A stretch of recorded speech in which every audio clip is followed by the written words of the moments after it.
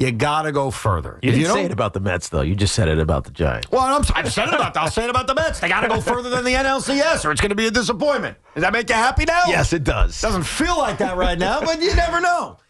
The Knicks have done it. They've gone further. Mission accomplished. Or not.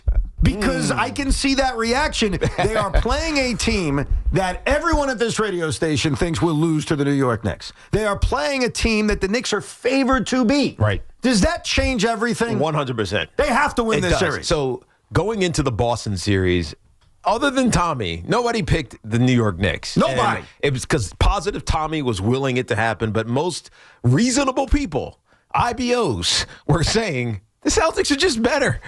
They're defending champions. Yes, I know they finished second to the Cavaliers, but who cares about the regular season? They did what they had to do. They were waiting to flip the switch and go dominate in the postseason. They should beat the Knicks. Now, the Knicks pull a surprise upset of them in 6 games.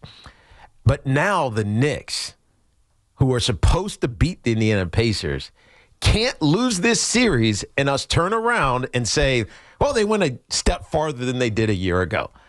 At this point, this is the Knicks' opportunity with home court, with a better roster, or at least more stars on their roster, the best closer in basketball, one of the greatest shooting big men in basketball, maybe over the last 2 decades. They are supposed to win this series. And if they lose it, I don't know how you turn around and say, this was a success. We'll build off next year. If they lose this series, I think it gets viewed as a failure because the expectation has now completely flipped on its head from where they were before the previous series. Yeah, I think if they lose this series, and I got to tell you, it's 2:05 on Wednesday, and I promise that at 5:30 on Wednesday, we'll all make our predictions. I swear to you right now. I had to do a lot of digging for this. You've been doing some digging? Yeah. I've been doing a lot of digging, too. I still haven't made a decision yet. Like, you'll hear it throughout this show. I am back and forth on what I think is going to happen. I even made a con list and a pro list on this entire series. Dude, you're taking your IBO-ness seriously. I do. I take it very, very seriously, and I want to be as fair as I can. And I think every point I've made, con and pro, which we'll get to throughout the show, I think most reasonable people will say, okay, that makes sense. Mm-hmm. That makes sense. But to your point, I think you're right. I think the expectations change as the season goes on. And this is the 3rd straight year where the New York Knicks are in a round of the playoffs as a favorite. Like, let's not forget last year, going into the series against the Indiana Pacers, where they were dealing with injuries, but they weren't dealing with the injuries that would pile up on them, like OG Anunoby and then eventually Jalen Brunson and Josh Hart. We knew about Julius Randle. Mm-hmm. We knew about Mitchell Robinson. So the injuries would pile up as the series went on. But when they went into the Indy series a year ago, they were favorites. Yep. A year before that against Miami, do you guys remember the celebrations when the Miami Heat upset the Milwaukee Bucks? Yeah. The Knicks went in as favorites. Of course. So this is the 3rd straight year where they're going into a round of the postseason as almost the surprising favorites because of what happened in a previous round. And in those 2 examples, they didn't take advantage of it. So absolutely, they need to take advantage of it. And it's something I referred to yesterday, which is so true. And I feel this way with a lot of the teams I've rooted for in the past. You never know when this chance is going to happen again. That's right. The Knicks right now, I wouldn't use the word lucky because they're damn good, but they've had injury luck. Something they didn't have last year. Last year, they got riddled by injuries. It was bad luck, and it sucked, and it absolutely contributed to them losing that series to the Indiana Pacers. Right now, as we begin this Eastern Conference Finals, they are pretty damn healthy. Yeah. I'm sure guys are nursing minor things, but overall, guys are playing. So they've got home court advantage. They've got kind of the injury luck on their side. The Cavs and the Celtics have been cleared. They cleared Boston. Mm-hmm. Cleveland got cleared by somebody else. And so this opportunity that's in front of them right now may not be there next year. We don't know what the landscape of the league is going to look like. And I think that puts an even bigger emphasis on what you're saying, which is you have to win this series. Right. It almost becomes the expectation. It certainly is for the Knicks fan because they feel like they have the advantage. But the reality of this team, we hit this briefly at the end of our show yesterday, is that they're not out of their window, but it's going to expire pretty soon. And with the parity in the NFL or the NBA, there is also parity in the NFL, but you know what I mean. The parity that's now in the NBA, you don't know if you're coming back. It's not as if, well, we got this young, developing 2 or 3 players that are going to be stars next year. Your stars are already stars. Your stars are seasoned. Your stars are high IQ players. Your stars have a good coach who, in this Boston series in particular, learned how to coach differently, learned how to employ different offensive and defensive strategies to beat a better opponent. And so all of that is a learning process that makes you the favorite, especially with home court advantage. And if they lose, it's disappointing because I don't know if you're getting back. Right? I don't know. I can't say that, all the rest of the NBA is just going to sit still and the Knicks are going to keep getting better. Their roster is what their roster is. Maybe Leon Rose finds another, swerve to make this team marginally better. But this is as good as we've seen this Knicks roster. Well, they can't afford to miss this particular opportunity. See, there are 2 ways they can get better. Like chemistry will get better. Adding role players under the cap will get better. But what you don't know about is injury luck and the road ahead. That's the stuff that changes violently. You have no idea. I mean, look what happened to the Boston Celtics this year. Look what happened to the Cleveland Cavaliers this year. And Knicks fans, look what happened to you guys last year. Yeah. Because that was a big part of why they got knocked out in the second round. So, yeah, I think if we would have had a conversation with ourselves back in October as the NBA season was beginning and said, hey, the Knicks are going to be in the Eastern Conference Finals. I think everyone to a man would have said, hey, that's a great success. Right, I'll take it. Absolutely, I'll take it. They've advanced somewhere they haven't been in 25 years. They got past the boogeyman of the second round, which they couldn't get past in 24 and 23. That's a great success. I think once you're here and once you're looking into the eyes of your opponent, an opponent that's pretty much the same as they were last year. The Pacers haven't changed. The only thing that's really changed is they're slightly healthier. A guy like Benedict Matherin's going to play in this series. He did not have a role a year ago, but that's it. Tyrese Halliburton, Andrew Nembhard, Aaron Nesmith, Pascal Siakam, Miles Turner, Obi Toppin, the pain in the ass known as TJ McConnell. Dude, it's the same team. Yes, it is. That's who you're facing. And remember this.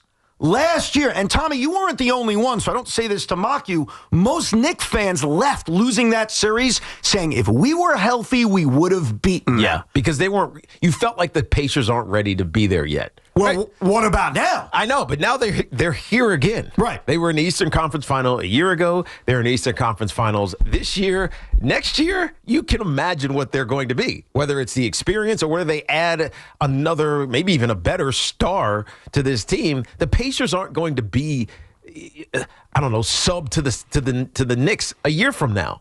They are going to probably be better than the Knicks a year from now. Well, what's interesting about Indiana, too, is having the same roster, basically the same rotation as they had a year ago, really benefits them in this series because of the experience that they have playing together. True. And the chemistry that they have playing together. But they don't know this construction of a Knicks team. No, it's completely different. That's the thing. I mean, this Knicks team compared to last year, I was going through the rotations from last year's 7-game series to this year's 7-game series.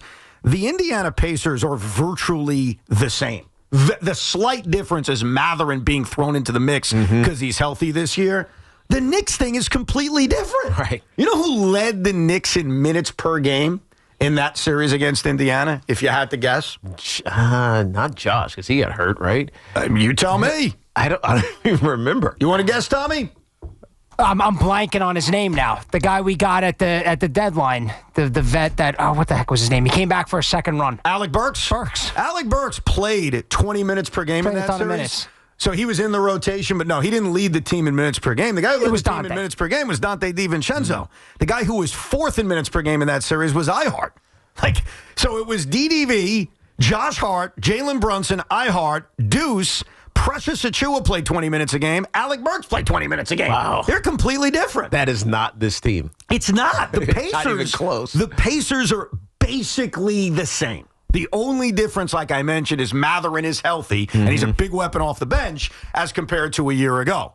The Knicks are completely different. But I think in a way that makes it even more that you got to beat this team. Right. Because last year you had that as your rotation and you lost by a whisker, right? You lost the 7th game in your own building, and obviously that game kind of spiraled into a disaster. So it doesn't tell you how close that series was. Now you've added Mikal Bridges. You've added Karl Anthony Towns. You have what appears to be a healthier Jalen Brunson and OG Anunoby, though he's banged up, and Josh Hart.